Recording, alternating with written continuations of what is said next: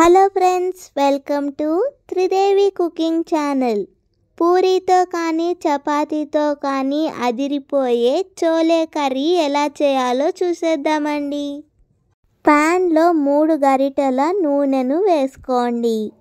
నూనె బాగా వేడయ్యాక 2 మీడియం సైజ్ ఉల్లిపాయలను సన్న ముక్కలుగా చాప్ చేసుకొని వేసుకోండి. ఉల్లిపాయలు తొందరగా వేగడానికి కొద్దిగా ఉప్పును వేసుకోండి. ఉల్లిపాయలు ఈ విధంగా దోర బంగారు రంగులోకి మారాక 5-6 పచ్చిమిరపకాయలను చిన్న ముక్కలుగా కట్ చేసుకుని వేసుకోండి. 1 స్పూన్ వరకు అల్లం వెల్లుల్లిపాయ పేస్ట్ని వేసుకోండి. సగం స్పూన్ పసుపును వేసుకోండి. 1 స్పూన్ కారం వేసుకోండి. వేసుకున్న మసాలాలన్నీ బాగా కలిసేలాగా కలుపుకోండి. వేసుకున్న మసాలాలు కొద్దిగా వేగాక 1 స్పూన్ ధనియా పొడిని వేసుకోండి. 1 స్పూన్ జీలకర్ర పొడిని వేసుకోండి. ధనియా పొడి, జీలకర్ర పొడి కూడా బాగా కలిసేలాగా కలుపుకుని 5 నిమిషాలు వేగనివ్వండి. 2 చిన్న టమాటీలను మెత్తని ప్యూరీ కింద గ్రైండ్ చేసుకుని ఆ ప్యూరీని వేసుకోండి.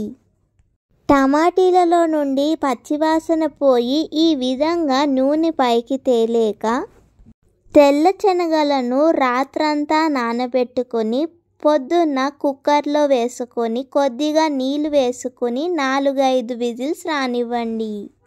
ఆ విధంగా ఉడికించి పెట్టుకున్న తెల్ల శనగలలో నుండి నీళ్లను స్ట్రెయిన్ చేసుకుని కూరలో వేసుకోండి. తెల్ల శనగలకు మసాలాలన్నీ కూడా బాగా పట్టేలాగా కలుపుకోండి. ఒక మిక్సీ జార్లో ఉడికించుకున్న కొన్ని శనగలను 1 గరిటెడు పెరుగును వేసుకొని మెత్తని పేస్ట్ కింద గ్రైండ్ చేసుకోండి. ఇప్పుడు మనము గ్రైండ్ చేసి ఉంచుకున్న పేస్ట్ని ఈ శనగల కూరలో వేసుకోండి. శనగల కూరలో ఈ పేస్ట్ బాగా కలిసేలాగా కలుపుకోండి. ఈ విధంగా వేసుకున్న పేస్ట్ అంతా కూడా శనగల కూరకు బాగా పట్టేలాగా కలుపుకోండి. ఇప్పుడు ఒక చిన్న కప్పుడు నీళ్లను వేసుకొని శనగలను కొద్దిసేపు ఉడకనివ్వండి. శనగల కూర ఉడికేలోపు మనం స్టవ్ మీద మరొక ప్యాన్ పెట్టుకుని 1 గరిటెడు బటర్ని వేసుకోండి. బటర్ బాగా కరిగాక దాంట్లో కొత్తిమీర, పుదీనా, కరివేపాకు ఆకులను వేసుకోండి. కొత్తిమీర, కరివేపాకు ఆకులు బాగా వేగాక సగం స్పూన్ వరకు కాశ్మీరీ రెడ్ చిల్లీ పౌడర్ని వేసుకోండి. ఈ విధంగా చేయడం వల్ల మన చోలే కర్రీకి మంచి కలర్ వస్తుందండి. ఇప్పుడు మనం తయారు చేసుకున్న మిశ్రమాన్ని చోలే కర్రీలో వేసుకోండి.